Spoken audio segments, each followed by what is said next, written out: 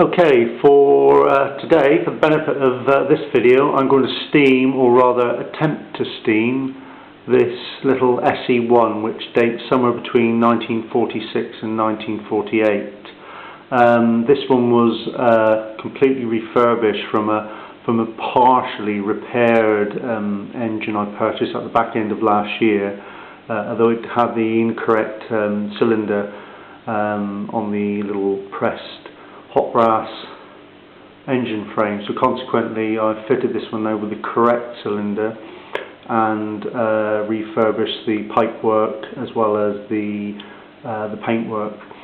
This one's pretty original in terms of its parts. Obviously it's been repainted. I'm using a replacement custom-made 2-wick burner, and it has, for some strange reason, has a sort of mid-50s large 3/8 inch safety valve, and hopefully, I say, it will steam reasonably well. I know these can be quite temperamental, so the engines were very similar to the Mamod SE1 at the time, and I've got one of those, and it is a very reluctant steamer, so I'm hoping that this one will behave itself, just to see if it works anyway. So it dates somewhere between 1946 and 1948. The very first post-war SE1s had base-mounted chimneys, and I can never remember, but I think some of them actually, it might have been the pre-war ones, had no exhaust to the chimney, so the chimney was almost like a dummy thing, really. You can tell it's a post-war one, obviously made because this one's got a locomotive-style chimney, but all the engine frames after the war had the Mamod logo of the time incorporated into the brass engine frame. This one has a gold disc crank. Some of them could be had in red, and I think one or two maybe in silver as well. It's certainly got a lot of sort of carryover parts from the pre-war SE1 and the MM1, and like all the little SE1s of this period, it's quite diminutive, quite small. It's only about a 5-inch square base, and also it has no overflow plug either. Apart from that, I'd say it's a pretty simple little engine, robust, no superheating on it. That didn't come in till about 1949 when they brought the pressed steel engine frames in. In the background I've got a couple of sort of later flat base engines. These are SE2s dating from around about 48, and these two particular engines show the style of safety valve that would have been fitted to the little SE1. Obviously in keeping with the SE2, rather than have the counter shaft which was on the post-war SE2 with the double engine frame, that was dropped, and they brought in this little regulator, which works quite well actually. This is a particular strange one because, as I say, it has no whistle, a smaller boiler, and it's still classed as an SE2, though I always sort of think of it as an SE1 stroke SE2 really, because it has the SE2 engine unit. Possibly shortage of materials at the time.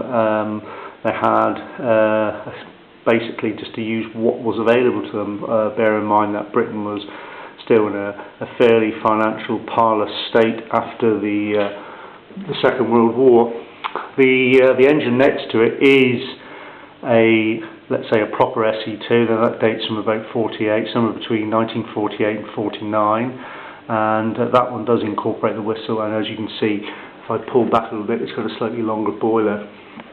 But all three of these engines, I say, from the post-war period when sort of Mamods were Malins were re-establishing themselves and trying to expand their range, but essentially at the time all they actually made was an SE1, SE2 and some workshop tools and a line shaft, so it was quite a limited range of engines. In keeping with sort of present day demands, these engines seem to be fetching rather high prices on eBay, so you can expect to pay anything over £120 for one of the engines behind, and maybe, depending on the condition, whether it's got its box as well and the ton dish fillers and the lamp, you could pay the same amount for the smaller SE1, just for the simple fact that they seem to be a little less rare, less common rather. So So anyway, this engine will shortly be steamed, and we'll see for the first time whether it does actually work quite well. The engines themselves have not got a great deal of turning power. There's not a lot of weight in that disc crank. Basically, so it'll only turn a very, very small tool, or maybe a line shaft if it's suitably geared. The engines behind, which feature the lovely hot stamped brass flywheels, have got a lot more turning power. But what all three engines do have in common is, apart from the fact that they have quite sort of small pistons, is they have a very, very short stroke as well, so they spin quite quickly. And the SE1 has a 2-wick burner, and the SE2s behind have 3-wick burners. I must say, overall, they're sort of quite sought after engines. They're very simple, and say this particular SE1 has had a significant amount of work, sort of in terms of painting and resoldering on the engine frame as well, which is, you know, I think fairly much tidy and in keeping with the type of soldering which does at the time. I did hear it say some ill-informed fool said it was like sort of solder everywhere, just piled on or whatever, and then it had to be filed back.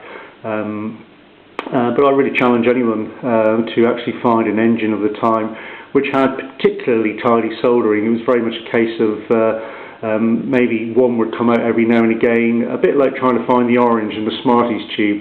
Maybe you get one every 5 sweets that would come out.